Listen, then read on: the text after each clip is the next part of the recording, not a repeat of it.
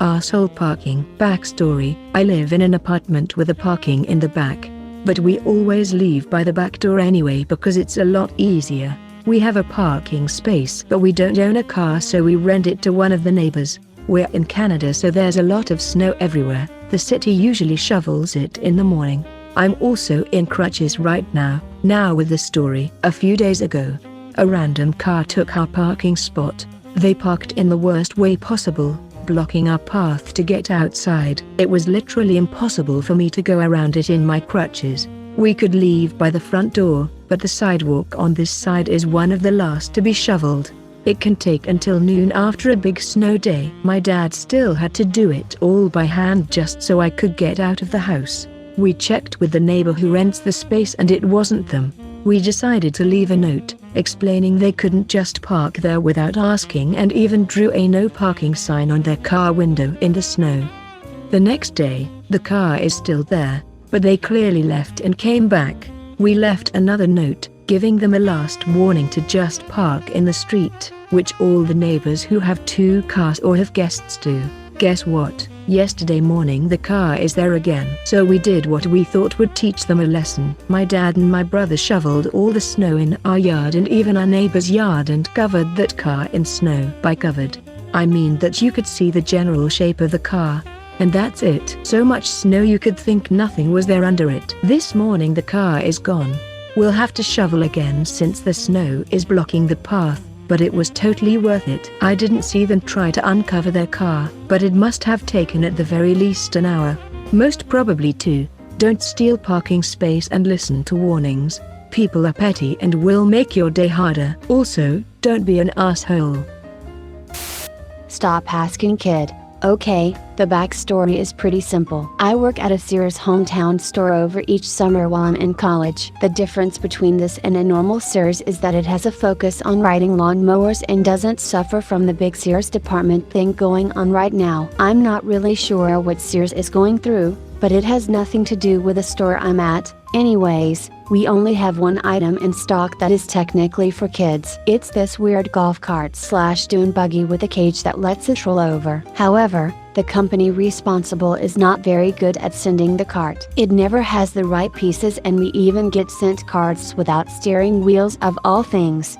On to the story. Almost every day, this middle schooler around the age of 15 kept coming in asking if he could buy the cart. Keep in mind, this is still a gasoline-powered vehicle. Every time he asked, I had to tell him that he needed a parent to buy it. He always had the same response. Come on, be cool, dude. Don't be mad that I get straight A's and you're stuck in here for the rest of your life. Let me just say I wore the same college jacket, drank out of the same college cup, and even had a giant backpack with a gigantic college logo on it every day. I always tried a different response. It became a game after a while. You ever walk away from an argument and think of the perfect thing to say back? This is your heaven.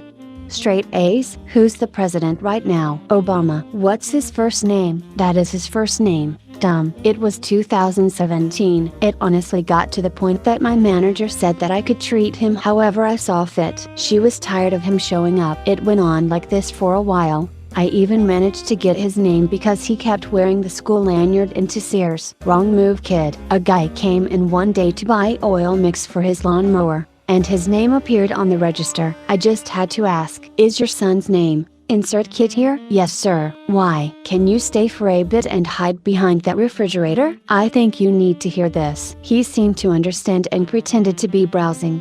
3:12 p.m. Here we go. Hey dude, can you sell me that go-kart? Kid, I've told you for the last 2 months. You are 15 and have confessed to not even having enough money. The cart is incomplete and has had a sign on it for the entire time you've been showing up. If you want it, You have to put it up with your parents. He went on as normal. Shut up, you dumb. Your redneck cracker A can go suck a D. I have straight A's and a full ride scholarship to Harvard. You're just A. His father just came up behind him and escorted him out the store. That kid went as pale as a sheet of paper. That's impressive. Since he was Asian, his father came back because he forgot his bag. So does he really have straight A's? No. But I think I'm gonna make him live up to his word if he's gonna brag about it. Your insurance fraud won't include my power bill. Hubby and I were living in a rental house in the late 90s until the mid 2000s. Our northern neighbors were idiots. They threw trash over the brick wall to our yard, and we'd huck it back to them. They stopped that after the second week of it. We were otherwise very quiet neighbors, not given to loud or large parties or even much in the way of loud music outside.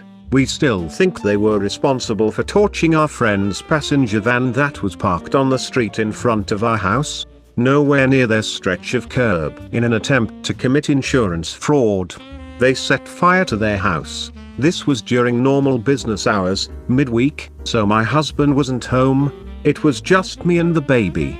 Thankfully our awesome local fire department kept the fire limited to their house only, even though ours got a little scorched at that end, where the roof stuck out. No structural damage to us. We were informed later that the investigation concluded it was arson. But they got red tagged, building unfit for human habitation. Do not occupy.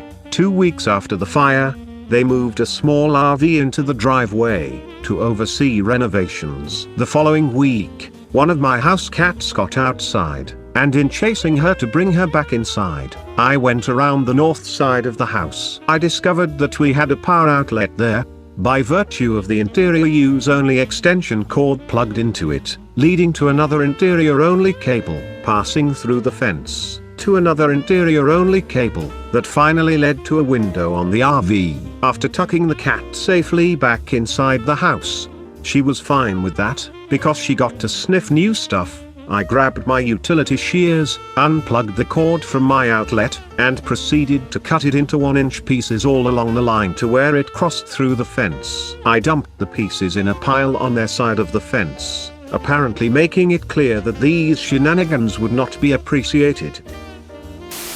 So the light has been green for a second or two and you need to honk me? Very well. I was at the front waiting at a red light when I looked down to change the radio station. I had just hit the first preset button when I heard the triple horn blast from behind me. Sure enough, the light had just turned green, so I get my pickup truck moving and give a sorry about that wave.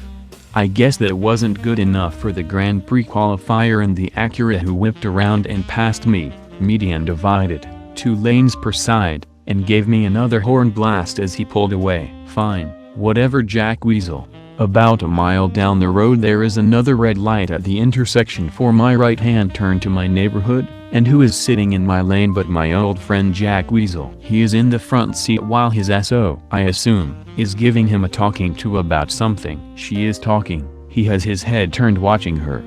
The light is still red as I sit behind them. I watch. Oh, please, please. The light turns green. I give it a 2 count. He hasn't moved. I lay down on my horn with all the petty vengeance I can muster. He turns his head to look back and I give the most sarcastic smile and wave of my life. He just shakes his head and drives off. I make my turn and almost gave him one more horn chirp, but instead smiled knowing the scales were perfectly balanced, as all things should be. PettyRevenge. I live in Israel, which has kinda strict religious dietary rules. It's not straight up illegal, and you can find non-kosher food, but it's difficult. Back when I was in elementary school, a homeroom teacher, I believe that's the American equivalent to what her job was, for 3rd and 4th grade, was a total foodie, and she would take any excuse she could to host a special lunch or meal in the classroom. Everyone would bring something: plastic plates, cups, pita bread, hummus, drinks, etc. And the student with the top grade got to bring whatever they'd like. Since I was once smart cookie, I ended up the top student during the first month she held this classroom lunch, and also during some of the following months, but we each only got 1 time, so I got to pick what to bring. Originally I considered bringing a board game I loved, so my friends and I could play during the lunch. It was Talisman IRC. but I knew it'd just get messed up and pieces get lost, so I asked my mom to make one of her world famous, to me at least, homemade pepperoni pizzas.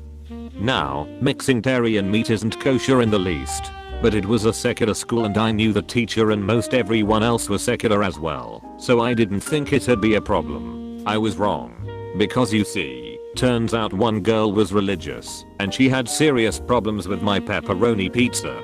She wasn't even from a religious home, she just decided to be religious as a fad. I doubt she's observant today. She made a total hissy fit only a 9-year-old who's convinced she found her true calling in life could make, and said the pepperoni pizza was insulting to her.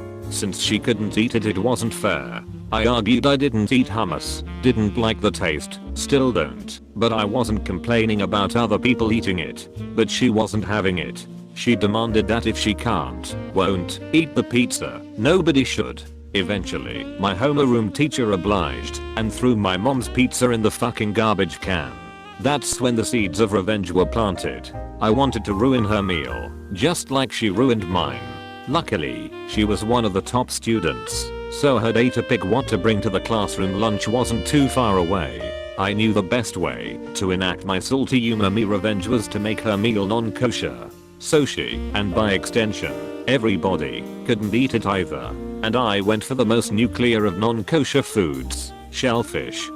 It's 3-4 months later, we are having another classroom lunch. I had to bring paper cups for this one. But I also brought a packet of salted dried shrimp which I bought a few weeks before in preparation from the East Asian aisle of a local supermarket. In the last period before the lunch, a pseudo-religious girl walks into the classroom with the ugliest tiramisu I've ever seen, and an even uglier smug smile. It's dairy, even better. I doubt anybody would have wanted to eat it anyway, but certainly nobody would eat it after recess, when we all came back to find a new coating of crispy orange shrimps on top of the creamy mess that was her tiramisu. The girl was pissed, and the homeroom teacher was also angry in her own more restrained way. The teacher demanded the person responsible step forward and confess. Nobody did, of course, since we were in 3rd grade. My friends knew it was me, but they didn't tell on me. The homeroom teacher ended up throwing the tiramisu in the garbage because it was ruined, and the entire lunch was cancelled as a form of collective punishment. Most people blamed the teacher for being a fat bitch. Some blamed the girl for not being cool with the prank and ruining everyone's fun. Nobody blamed the prankster.